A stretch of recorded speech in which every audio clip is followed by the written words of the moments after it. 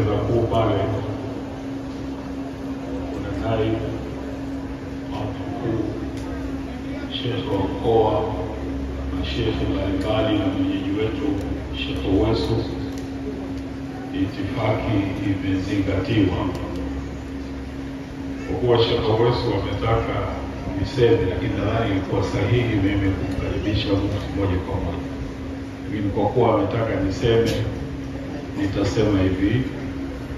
Bwana Mtume sallallahu alaihi wasallam alipokuwa akimuhusia mmoja wa masahaba wake, alimwambia la aqla katadbir,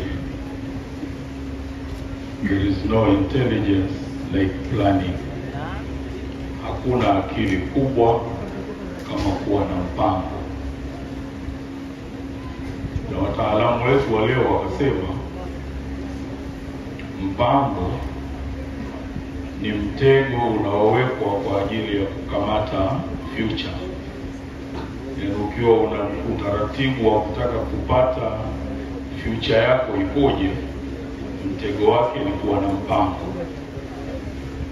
Na hili linaonekana kwenye maisha ya Bwana Mtume sallallahu alaihi wasallam. Ametufunza jambo lolote muhimu kwenye maisha yako, kwenye dini yako, kwenye dunia yako, halipatikani bila ya kuwa na mpango. Kwa utaratibu huu tufahamu, kila mmoja wetu, chochote unachotaka kukipata katika maisha yako lazima uwe na mpango.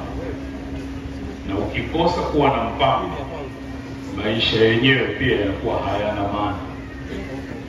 Mwenyezi Mungu alipotutajia kundi la watu alilolipa tafifu kwenye kisimamo cha usiku, akasema wa akharuna yadribuna fil ardi yabtahuna min fadlillah. Kile ambacho walichokuwa wanakifanya hawawezi kukifikia bila ya kuwa na mpango. Kwa hili ni jambo muhimu sana tuwe nalo. Kwenye familia yako mpango wako nini? Kwenye kazi yako una mpango gani? Kwenye mtaa wako una mpango gani?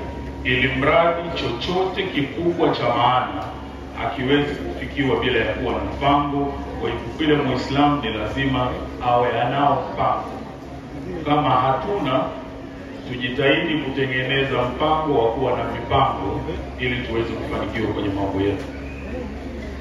Mwenyezi Mungu anapotuamrisha tufanye ibada, ili tufanye lazima tuplani, tuwe na mpango. Kwa hivyo maneno haya ni mazito, yanaenea kwenye kila kona. La aqla katadbir, hakuna akili kubwa kama kuwa na mpango. Kila mmoja wetu ajiulize, ajikague, kama hana kwenye kila anachotaka kukipata, lazima awe na mpango. Mwenyezi Mungu atujalie sote, atuwezeshe tubebe utaratibu huu wa kuwa na mipango kwenye maisha yetu. Baada ya kusema haya, nilipewa nafasi hiyo nitumie moja kwa moja kumwomba Dr. Samaha, Mufti na Sheikh Mkuu wa Tanzania, mzee wetu, yeye sasa ni ukumbi wake, atupe nasaha alizotuletea inshallah.